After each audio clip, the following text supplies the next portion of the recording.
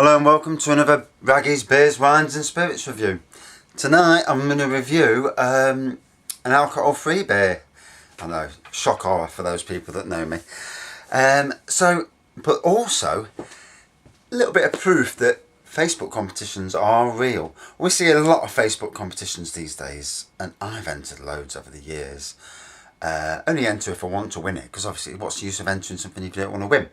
But anyway, St. Peter's Brewery make some of my favourite beers. Plum Porter being the creme de la creme. The Ruby Red Ale as well, really good. I mean, there's a lot of good beers there.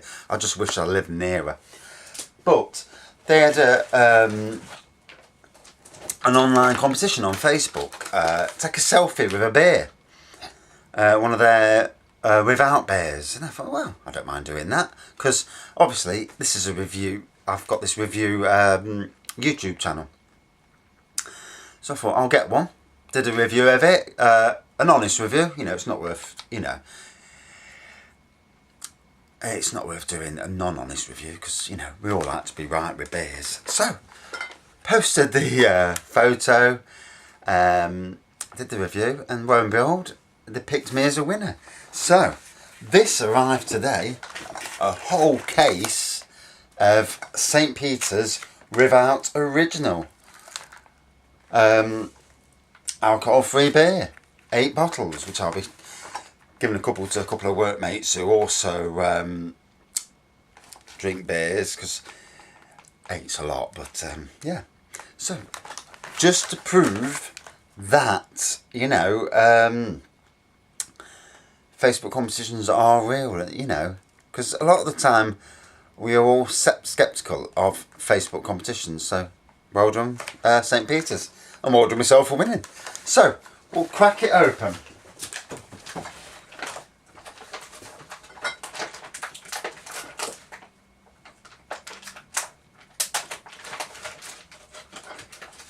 And I'll say this, they use some decent plastic to hold these bottles. So, as you can understand already, St. Peter's Without Original alcohol-free beer, 0.0% volume, which obviously it's going to be, isn't it? So on the back, a delicious alcohol-free, full-bodied ale that's dark amber in colour. It boasts a rich and malty taste that is bursting with lasting flavours, followed by a refreshing and delicate bitterness. So, sounds good anyway, at least. In the standard St. Peter's bottle, the iconic bottle.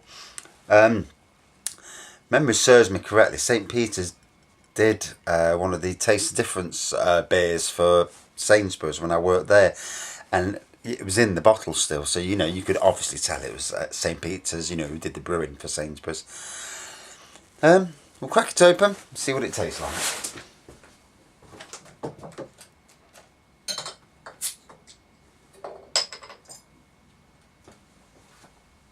Now, I do apologise for this glass.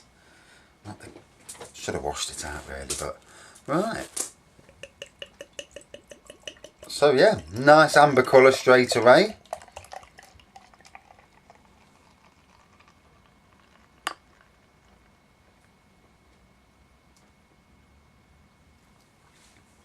So nice amber colour, off-white head,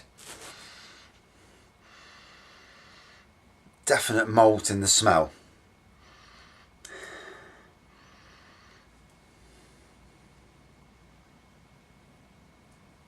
In the aroma, shall we say, not the smell. Let me just refresh what it says, because obviously it's been a long day, tired. Rich and malty taste bursting with lasting flavours.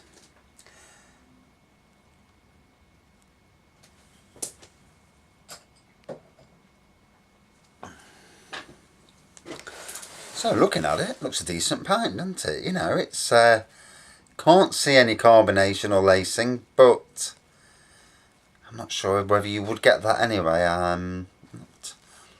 Don't drink that many alcohol-free beers myself, but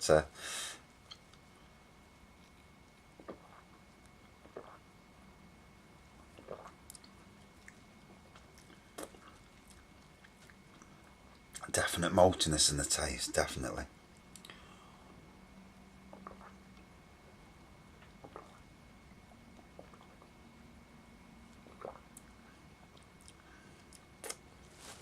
certainly easy going. Right, just go on the internet, see what the general consensus is. Oh. Right, so one day I'll have all this set up. St. Peter's without original. Here we go.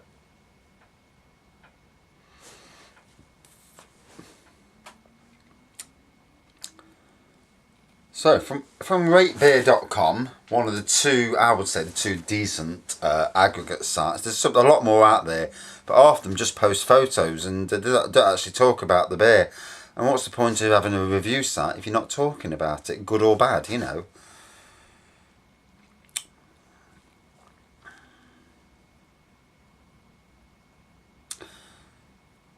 So,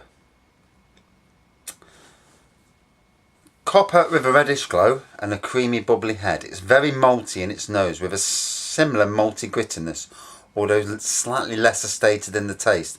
Yeah, I thought that. The maltiness really quite strong on the aroma, but in the taste not so, which is probably a good thing actually, because it was, you know, quite powerful in that. So I'm not going to read the negative reviews because some of them, you know, not based, you know, properly. So here's a review that's quizzing. Looks superb on the pouring, shiny bright, clear ruby brown with a tall light tan head. Lots of fresh carbonation fueling head retention. Head's gone off now, so nose as a crazy raspberry and blackcurrant jam prominence that follows through to the tasting with a sweet malt and light floral bitterness to balance. Light body with high combination makes it easy drinking. The best equivalent to bread and jam. Oh, the beer equivalent to bread and jam. I'm sure he's got the wrong, posted in the wrong review section. So it is a 5 out of 5 review. So that's a very high review for a non-alcohol beer. Delicious, best non-alcohol I've tried. I like Timothy Taylor's Landlord and those types of beers, and this is a great alcohol-free substitute. Very surprised at the negative comments.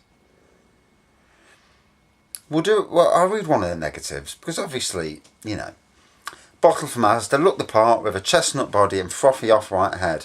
However, the beer itself was not much more than some heavy malts with a hint of chocolate and not much of a finish. Poor. So, I mean, let's be fair. I don't think any alcohol-free beer is going to match a normal alcohol beer. Same as alcohol-free lagers don't match, you know, normal lagers. You know, because obviously you're missing some of the alcohol in the taste and that. And I suppose it's very hard to get it to come through with the hops and things like that. You know, but obviously I'm not a brewer. I do home brew, but not a brewing on a commercial scale. So, you know, it's not something. Could St. Peter's make a home alcohol-free plum porter? Would it just taste like plum juice? I'm not sure. You know, because obviously the sugar turns the fruit to the yeast turns the sugars and the fruit to alcohol. So I suppose really, you know, you can only go so far. I presume anyway. That's an interesting question to ask. If St. Peter's ever watched this video, it'd be an interesting question for them to, you know, come back to me on. I mean, the homebrew kits at St. Peter's, you know, probably the best homebrew kits on the market, along with Bulldog. For a commercial brewer, they are by far the best.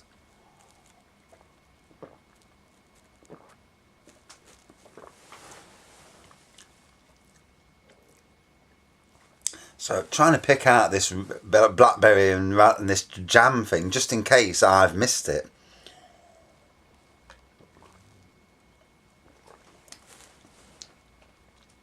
Definitely a lot of maltiness there.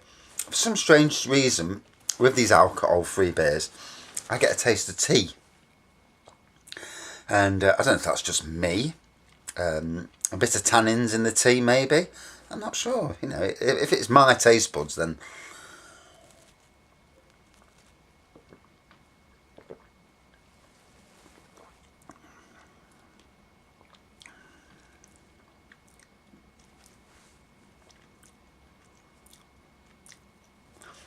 got a bit of chocolate then.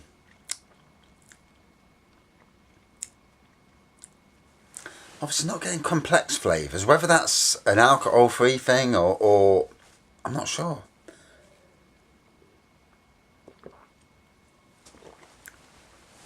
But with this being an original, so I presume it's the alcohol-free version of like the Best Bitter or just St. Peter's original.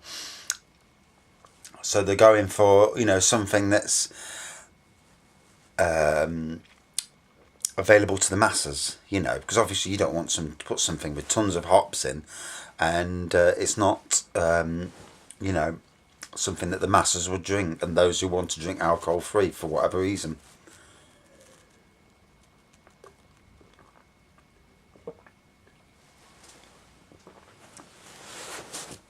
So, what I will say, that went down surprisingly well.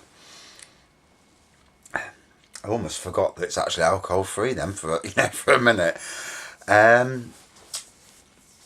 preferred the taste of that to the alcohol free gold that St. Peter's also do.